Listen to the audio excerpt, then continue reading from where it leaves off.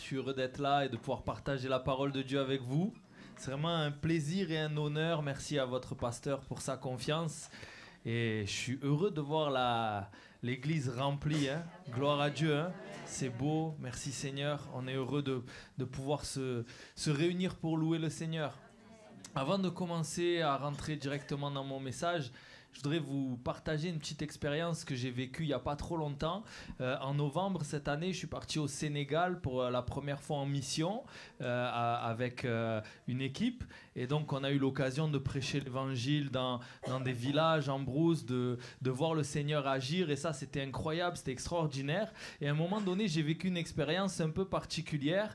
Alors, toute la journée, je suis allé avec un traducteur, avec des personnes locales là-bas qui pouvaient me traduire, faire du porte-à-porte pour inviter les gens à venir à une réunion le soir. Donc, j'y suis allé avec tout mon cœur, avec la force que mes jambes pouvaient supporter. On a marché, on a été voir de maison en maison, inviter les gens en leur disant venez ce soir et tout, ça va être super et on va prêcher l'évangile et Dieu va agir, etc. Et là, donc, les gens viennent, le soir, ils commencent à arriver à l'église, tout ça. Alors, c'était devant l'église parce qu'on était là-bas aussi pour construire une église. Donc, on avait installé des chaises comme ça devant et les gens étaient là. Et du coup, je vois les personnes qui commencent à arriver. On rentre à l'intérieur de la petite église qu'il y avait là, qui était finalement juste un endroit où on avait mis les outils et où on se posait pour manger. C'était un chantier en fait, on accueillait les gens sur un chantier et à un moment donné on commence à prier et là je suis chaud, je commence à me dire voilà, je vais aller prêcher l'évangile, ça va être bon. Je sors, je suis comme Rocky, vous savez, là quand il rentre sur le ring là, je me dis c'est bon là, ça va être bon et tout. Et puis les sœurs qui étaient là commencent à chanter la louange et les gens commencent à partir. Et moi je me dis waouh, je vais prêcher à des chaises vides, ça va être génial.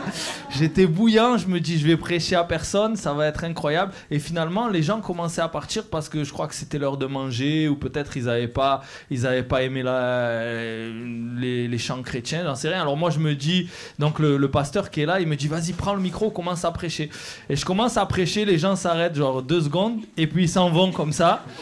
Et moi je dis ok, et là il restait que les enfants devant, alors je commence à adapter mon message et à prêcher aux enfants. Et je leur prêche l'évangile aux enfants, et puis les enfants sont là, ils sont attentifs, ils restent. Et ça finit comme ça, et donc je prie avec les enfants, tout ça. Et puis finalement je rentre un peu perplexe et je me dis mais Seigneur et tout, comment ça se fait? J'étais un peu voilà, chamboulé. Et puis vous savez, là le Seigneur il m'a donné une leçon. Et il m'a répondu, chaque vie compte. Vous voyez, nous, on est là, on veut des grandes foules parce que, bien sûr, on veut toucher beaucoup de monde. Mais la réalité, c'est que pour le Seigneur, une personne est importante. Et que pour nous, là où on était déçus, le Seigneur, lui, était heureux d'avoir pu parler au cœur de ses enfants. Amen. Alors, j'aimerais dire, les enfants, il y a un message pour vous aussi ce soir. Hein, Dieu voudrait vous parler, il vous aime. Et c'est pas juste quelque chose qui concerne vos parents, l'église, mais ça vous concerne aussi. Amen. Dieu s'intéresse à vous. Et j'aimerais que tu puisses dire à ton voisin, ta vie compte pour Dieu. Amen. Tu es important aux yeux de Dieu.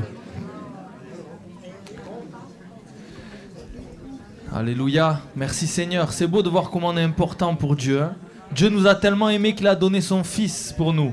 Il a donné son Fils qui a été jusqu'à la mort de la croix, pour qu'on soit sauvés, pour qu'on puisse être en communion avec lui. Dieu nous a tellement aimés qu'il nous a voulu proches de lui. Il se révèle à nous comme quelqu'un de proche. Les images que Dieu utilise pour se révéler à l'homme, c'est des images de proximité. L'image d'un père, l'image d'un époux. Vous voyez, il n'y a pas plus proche, il n'y a pas de relation plus intime. Alors, je ne sais pas, peut-être que toi, ton père t'a fait du mal, peut-être que ton époux t'a fait du mal, mais j'aimerais te dire que Dieu est bon, Dieu est un bon père, Dieu est un bon époux, et il va te restaurer. Amen.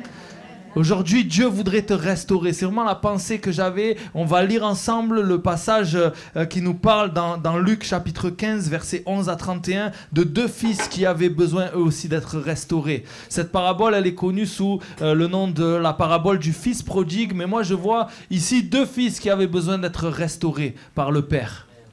Et je crois qu'aujourd'hui, Dieu voudrait restaurer des personnes. Amen. Je le lis pour vous. Donc c'est Jésus qui parle et il raconte cette histoire. Il dit encore, un homme avait deux fils. Le plus jeune dit à son père, mon père, donne-moi la part de bien qui doit me revenir. Et le père leur partagea son bien. Peu de jours après, le plus jeune fils, ayant tout ramassé, partit pour un pays éloigné où il dissipa son bien en vivant dans la débauche. Lorsqu'il eut tout dépensé, une grande famine survint dans ce pays et il commença à se trouver dans le besoin. Il alla se mettre au service d'un des habitants du pays qu'il envoya dans ses champs garder les pourceaux. Il aurait bien voulu se rassasier des caroux que mangeaient les pourceaux, mais personne ne lui en donnait. Étant rentré en lui-même, il se dit « Combien de mercenaires chez mon père ont du pain en abondance, et moi, ici, je meurs de faim. Je me lèverai, j'irai vers mon père, et je lui dirai, mon père, j'ai péché contre le ciel et contre toi, je ne suis plus digne d'être appelé ton fils. Traite-moi comme l'un de tes mercenaires. » Et il se leva et alla vers son père. Comme il était encore loin, son père le vit et fut ému de compassion. Il courut se jeter à son cou et le baisa. Le fils lui dit, mon père, j'ai péché contre le ciel et contre toi. Je ne suis plus digne d'être appelé ton fils. Mais le père dit à ses serviteurs, apportez vite la plus belle robe et l'en revêtez. Mettez-lui un anneau au doigt et des souliers aux pieds. Amenez le veau gras et tuez-le. Mangeons et réjouissons-nous, car mon fils que voici était mort et il est revenu à la vie. Il était perdu et il est retrouvé. Et ils commencèrent à se réjouir. Or, le fils aîné était dans les champs.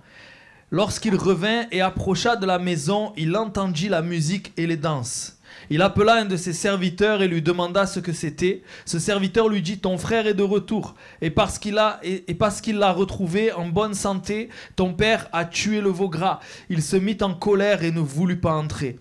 Son père sortit et le pria d'entrer, mais il répondit à son père, « Voici, il y a tant d'années que je te sers sans avoir jamais transgressé tes ordres.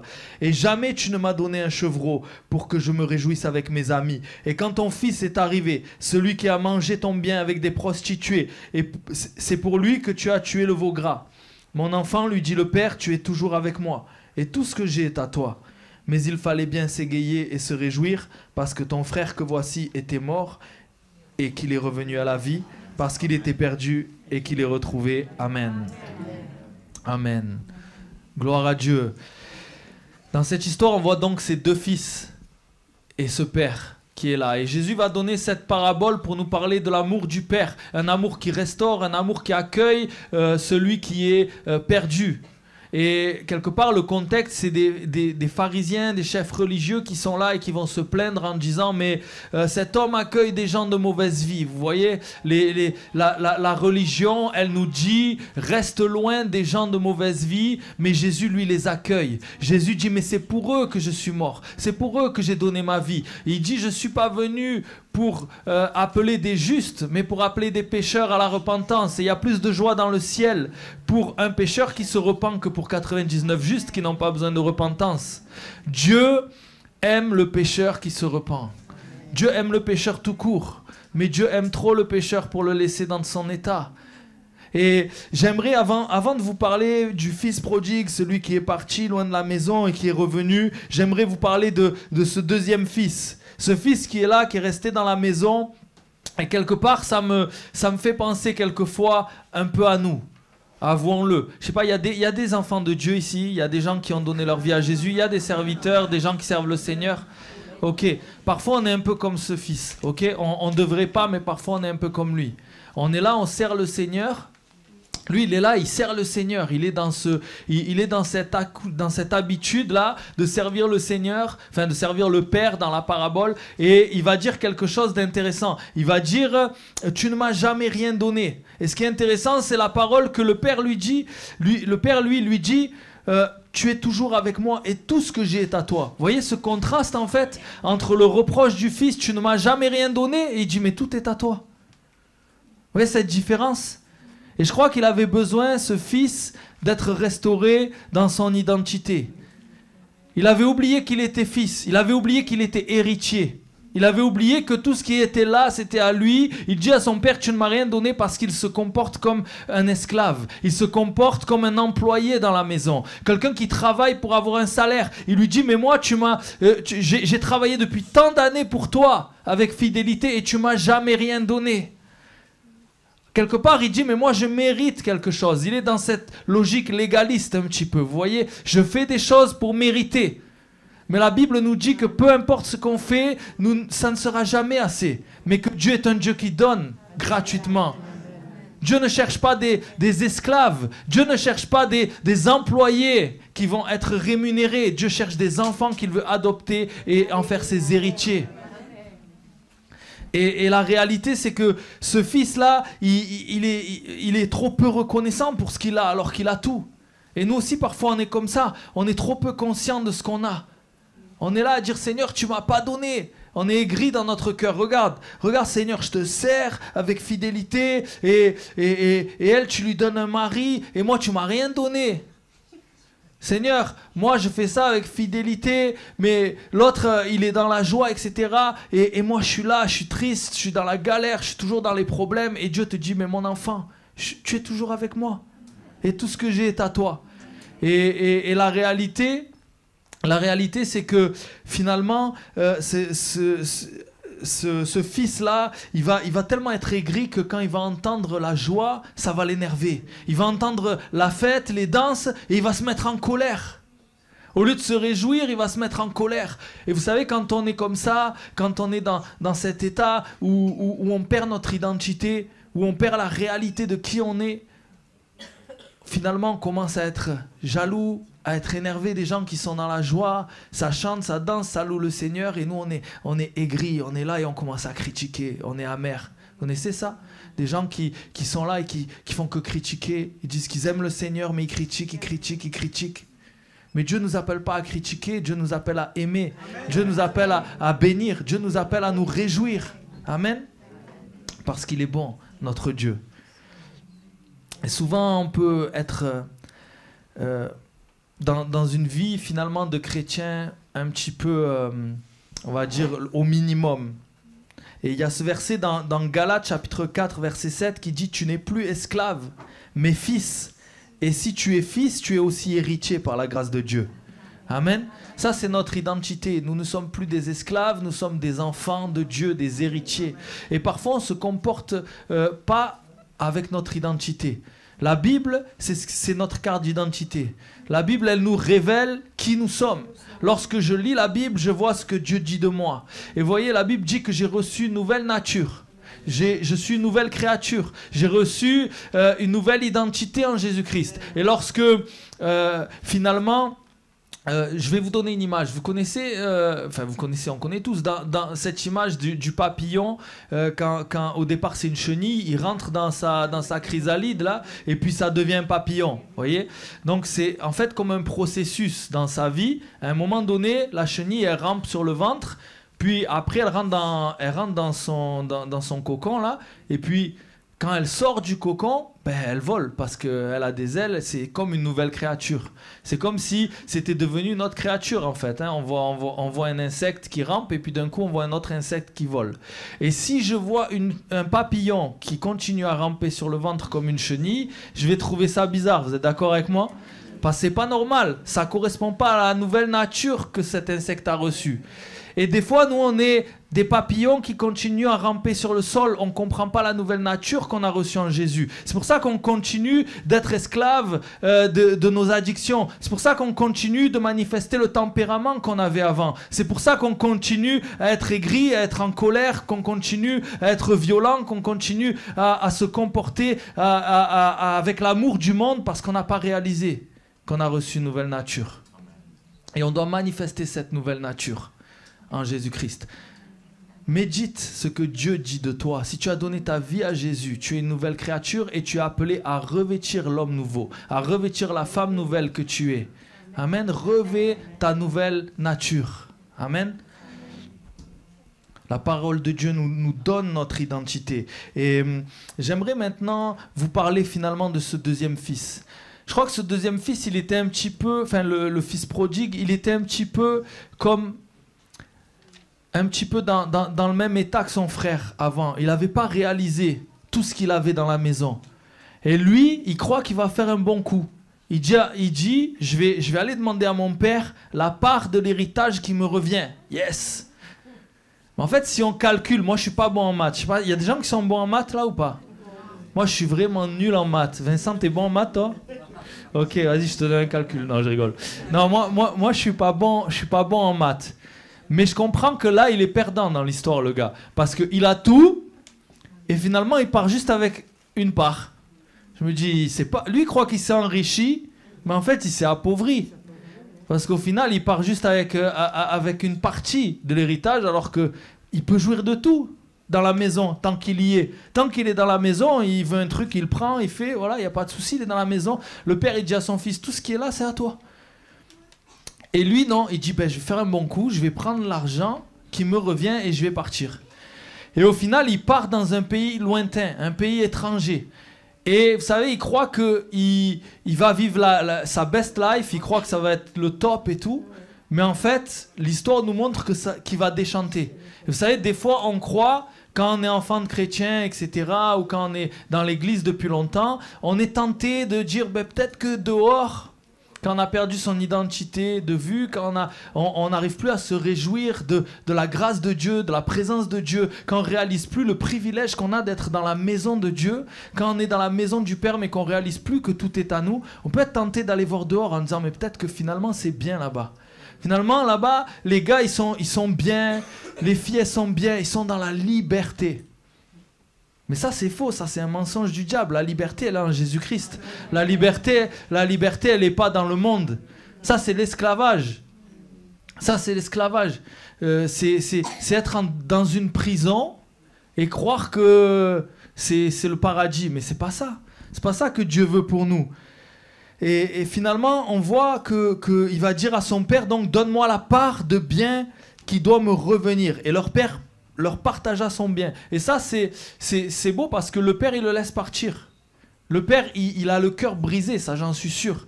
C'est déjà un mépris aux yeux vis-à-vis de son père de lui dire donne-moi l'héritage maintenant. C'est comme si quelque part, bon allez, je t'enterre, t'es déjà mort pour moi, je veux faire ma vie.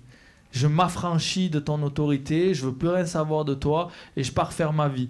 Et en fait, le père, il ne le retient pas. Dans son amour, Dieu ne te retient pas. Si tu veux partir, tu es libre de partir. Si tu veux aller faire ta vie dans le monde, tu es libre d'aller faire ta vie dans le monde. Dieu ne te retient pas. Mais Dieu a le cœur brisé lorsqu'il voit ses enfants s'éloigner et partir dans le monde. Et ce père, il va attendre une chose, c'est que son enfant revienne. Il va attendre une chose, c'est que son enfant revienne à lui. Il va espérer le retour du fils prodigue. Alors, on peut établir un parallèle avec finalement l'être humain, l'espèce humaine. Qu'est-ce qui s'est passé? Dieu a créé les hommes. Il y avait une relation, ils étaient là dans sa présence. Ils étaient quelque part comme dans la maison du Père, ils étaient dans le jardin d'Éden, ils avaient une relation avec Dieu, mais ils ont décidé de s'affranchir de l'autorité de Dieu. Ils ont dit, maintenant, on va être nos propres dieux. On va décider ce qui est bien, ce qui est mal. On va désobéir à Dieu et quelque part, ils ont cru qu'ils allaient gagner quelque chose. Le diable les a tentés. Et j'aimerais te dire, le diable, il te fait croire que tu vas t'enrichir en allant loin de Dieu, en sortant de la maison du Père. Il te fait croire que tu vas t'enrichir, mais tu vas t'appauvrir. Et eux, ils croyaient qu'ils allaient s'enrichir, ils croyaient qu'ils allaient devenir comme des dieux. Alors, ils ont mangé le fruit défendu, et puis vous connaissez la suite, hein. On en est là, aujourd'hui.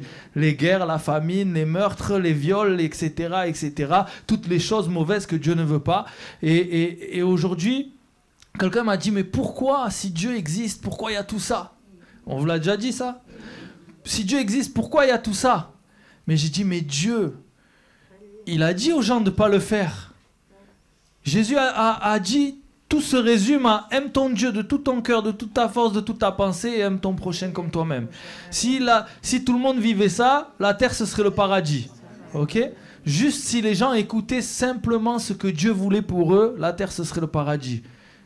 Mais si tu veux sortir de la maison, le Père ne t'en empêche pas. Dieu nous a laissé le libre arbitre. Et c'est à cause de ça que les gens vivent ce qu'ils vivent aujourd'hui. C'est à cause de ça qu'il y a toute cette souffrance. Il croyait s'enrichir en sortant de la maison du Père, mais il s'est appauvri. Et c'est ce qui va se passer. On va voir finalement que petit à petit, il va vivre des choses. Le texte nous dit, peu de jours après, le jeune fils, ayant tout ramassé, partit pour un pays éloigné où il dissipa son bien, vivant dans la débauche. Il va commencer à s'éclater, boîte de nuit, etc.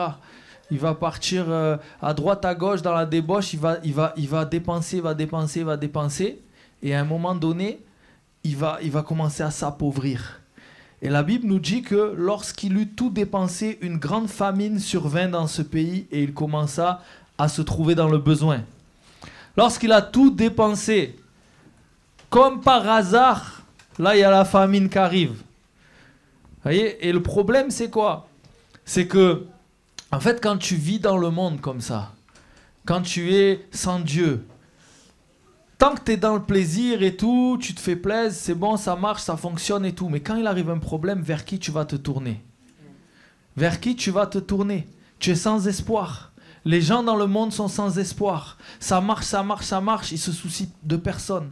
Mais à un moment donné, tôt ou tard, on se retrouve tous à traverser des difficultés, des moments de tempête. Et là, il vaut mieux avoir Jésus dans sa barque. Amen. Et lui, il va traverser une difficulté. Il va y avoir une famine. Alors, il va essayer de se débrouiller, comme tous ceux qui n'ont pas Dieu, qui essayent de se débrouiller. Comme Adam et Ève, lorsqu'ils ont péché, qu'est-ce qu'ils ont fait? Vous savez ce qu'ils ont fait, Adam et Ève, quand ils ont péché? Ils se sont cachés. Les enfants, vous savez ou pas? Ils ont fait quoi, Adam et Ève? Ils se sont cachés avec quoi? Avec des feuilles. Et ils ont pris un peu ce qu'ils trouvaient là, ils ont fait un petit pagne tranquille et ils ont dit voilà, c'est bon, on a réparé, problème résolu.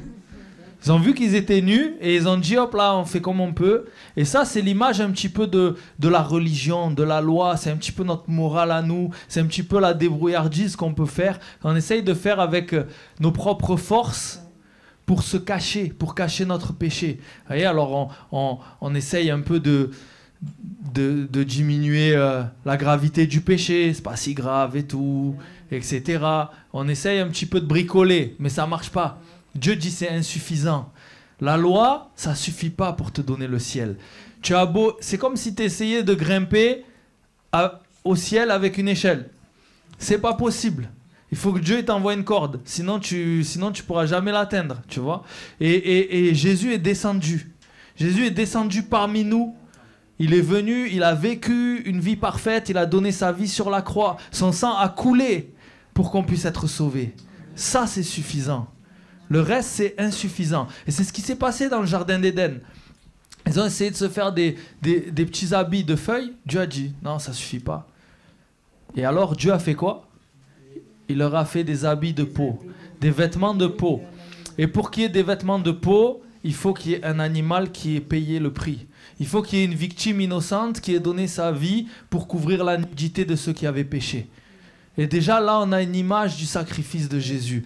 Il fallait que quelqu'un vienne offrir sa vie pour couvrir ton péché. C'était pas possible que tu te débrouilles par toi-même. C'était pas possible que tu te sauves par toi-même. Et lorsque le fils prodigue là va se retrouver loin du père, finalement, il va essayer de se débrouiller. Il va trouver un travail.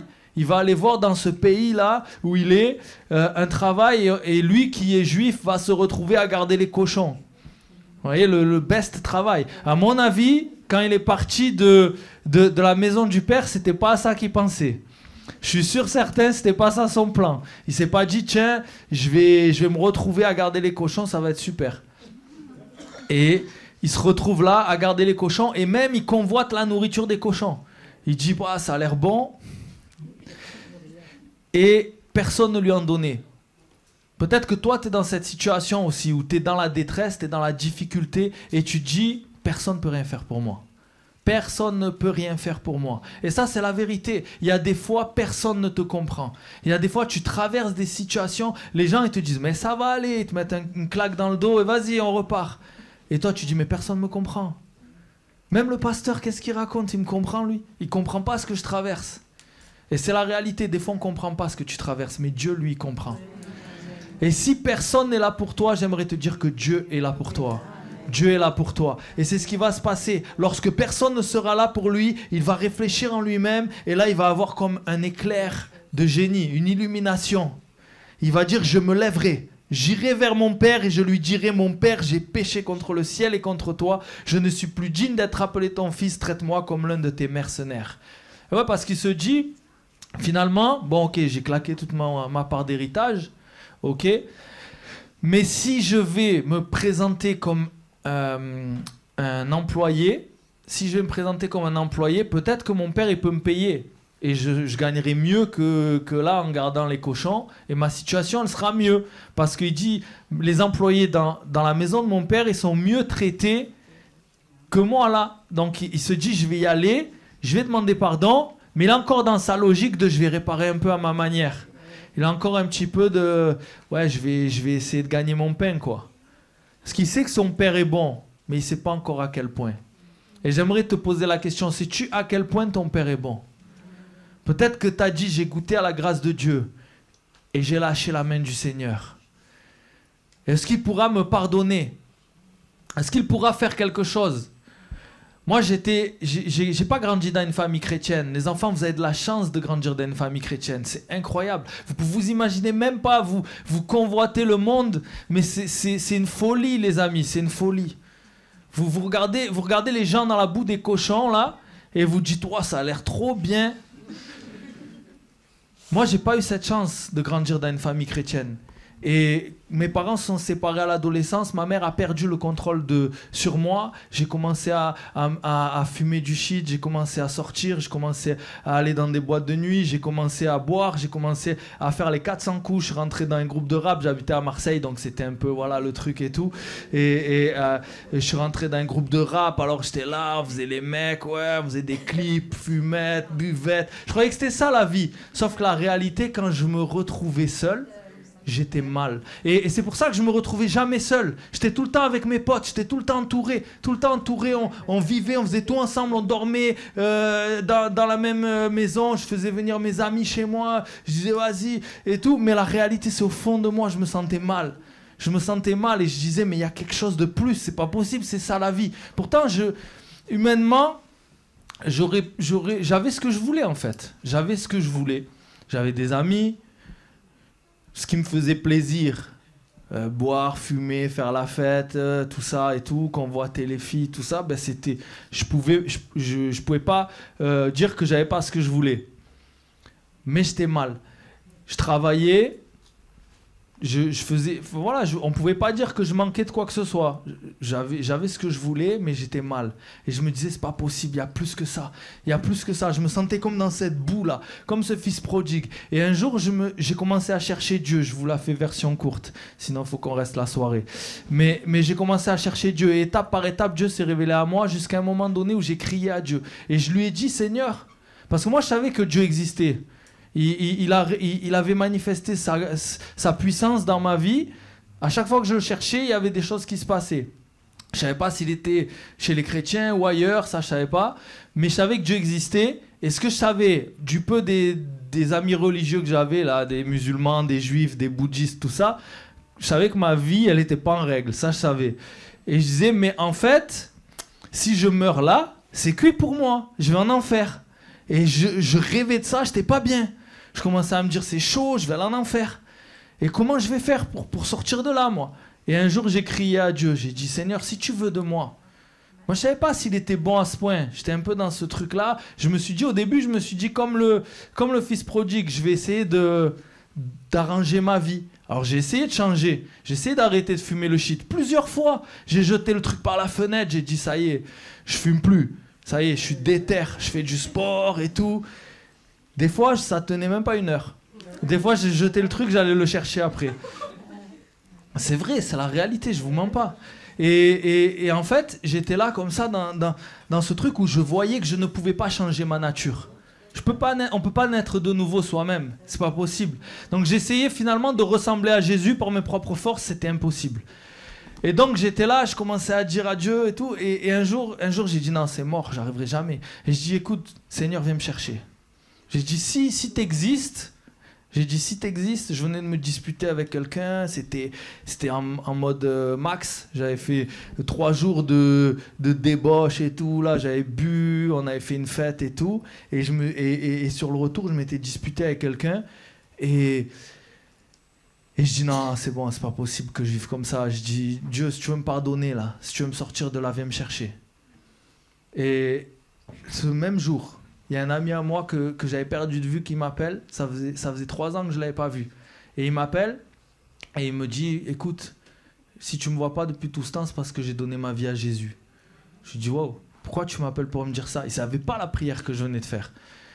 Et il me dit, je sais pas, il me dit, Dieu m'a demandé de t'appeler ce soir, je sais pas pourquoi, je pouvais pas aller me coucher sans le faire, voilà. Je croyais que tu allais te moquer de moi, il me dit, mais au moins c'est fait. Et je fais, waouh, en fait, Dieu il répond en prière, c'est un truc de fou. Et je dis, mais moi, tu sais, moi, je vis comme ça, je fais ça. Il me dit, mais moi, je t'ai dit ce que j'avais à te dire. Maintenant, c'est ton problème. Comme quand je vais partir là, moi, je t'ai dit ce que j'avais à te dire. Après, c'est ton problème, tu vois, c'est entre toi et Dieu. Et là, la réalité, c'est que j'ai dit, ok Dieu, ok, on va faire ça. Je vais donner ma vie à Jésus et on va voir. Et à partir de ce moment-là, j'ai raccroché. À l'époque, j'étais avec ma femme. C'était pas ma femme encore, on vivait en concubinage. J'ai raccroché, j'ai dit, écoute, je donne ma vie à Jésus. Elle m'a dit, ok. Mais même moi, je savais pas ce que ça voulait dire. Je savais qu'il fallait que je lise ma Bible. Je savais qu'il fallait que je prie. J'avais jamais été dans une église évangélique, rien du tout. Et je dis, je donne ma vie à Jésus. À partir de là, j'ai plus jamais refumé un joint. À partir de là, mon caractère a commencé à changer. Ce que je n'arrivais pas à faire par mes propres forces, Dieu l'a fait. Et c'est ce que cet homme-là va vivre. C'est ce que ce fils prodigue va vivre. Il va dire, je me lèverai, j'irai vers mon père, etc. Je lui demanderai de me traiter comme un de ses mercenaires. Et j'ai perdu le texte, voilà. Et on va voir ce que le père va lui répondre. Le père va lui répondre quelque chose d'incroyable. Or, alors attendez, je le cherche. Voilà. Le fils dit, mon père, j'ai péché contre le ciel et contre toi. Je ne suis plus digne d'être appelé ton fils. Mais le père dit à ses serviteurs, apportez vite la plus belle robe et l'en revêtez. Mettez-lui un anneau au doigt et des souliers aux pieds. Amenez le veau gras et tuez-le, etc., etc. Et ça, c'est incroyable ce qui se passe. Il arrive en mode, ouais, je vais lui demander, il a son plan, je vais dire que je vais être un de ses serviteurs, je vais gagner mon salaire. Le père, il le laisse même pas terminer sa phrase. Il lui dit, père, j'ai péché contre toi. Il dit, ça y est, j'en ai entendu assez. Mettez-lui la robe, amenez-lui l'anneau à son doigt et il le restaure, il le rétablit comme un enfant. Amen. Parce que Dieu ne veut pas des esclaves, il veut des enfants dans sa maison. Il veut des héritiers. Amen. Dieu veut te restaurer. Dieu veut te restaurer. Il en a que faire d'où est-ce que tu as été, aussi loin que tu as pu être. La Bible dit, du fond de l'abîme, je t'invoque, ô Éternel. Oh, j'aime trop ce verset. Du fond de l'abîme. Même si tu es au fond de l'abîme, invoque l'Éternel, il viendra te chercher. C'est pas la capacité que tu as à changer tout seul. C'est la capacité de Dieu à aller te chercher au fond de l'abîme. Amen. Et il a donné son Fils unique pour que tu sois sauvé.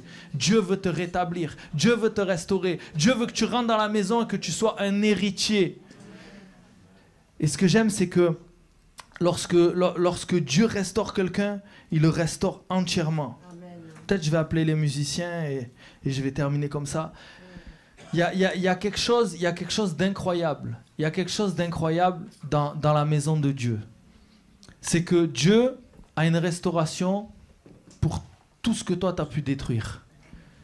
Dieu a une grâce pour toutes tes difficultés. Peut-être que tu as besoin du pardon pour tes péchés. Dieu a donné son Fils, son sang a coulé pour que tu sois pardonné. Si tu es un pécheur, il y a du pardon pour toi. Si tu es malade, la Bible nous dit que par ses meurtrissures, nous sommes guéris. Amen. Si tu es captif, si tu es enchaîné dans une addiction, il y a la libération à l'ombre du Tout-Puissant. Le nom de Jésus est celui qui nous libère. Tu peux être libre aujourd'hui, même si tu vis une oppression ténébreuse, même si tu as touché à des choses comme la sorcellerie, des choses comme ça qui ont ouvert des portes sur ta vie et que tu dis je vais jamais m'en sortir, personne ne me comprend, personne ne sait ce que je vis, personne ne peut rien pour moi, Dieu peut le faire, il peut te libérer. Il peut te libérer, il est le Tout-Puissant, le nom de Jésus est le plus puissant. Amen. La seule chose que tu as à faire, c'est de revenir comme ce fils prodigue. Comme ce fils prodigue qui est revenu vers Dieu et qui a expérimenté la restauration. Et j'aimerais qu'on puisse avoir un temps maintenant de restauration. Un temps où Dieu va agir maintenant. Si tu le crois, Dieu va agir maintenant. Peu importe ton âge, peu importe qui tu es, peu importe ce que tu as fait. Moi, je ne te connais pas, mais lui te connaît. Dieu connaît ta situation. Regarde pas à droite, regarde pas à gauche maintenant. C'est un temps que tu vis seul à seul avec Dieu. Moi, j'ai dit ce que j'avais à dire maintenant, c'est entre toi et Dieu. Comme me l'a dit mon ami lorsqu'il m'a appelé, il m'a dit maintenant, c'est entre toi et Dieu. Maintenant, c'est entre toi et Dieu. Dieu voudrait agir maintenant, dans ce temps. Dieu voudrait que tu puisses recevoir sa restauration. Dieu voudrait que tu puisses être rétabli en tant qu'enfant dans sa maison. Oui, tu t'es éloigné de lui, mais Dieu te dit maintenant reviens. Maintenant reviens. Arrête avec tes calculs. Arrête de dire oui, je vais changer à telle date, je vais faire ci, je vais faire ça. Laisse tomber, reviens maintenant. Reviens maintenant à Dieu. Amen.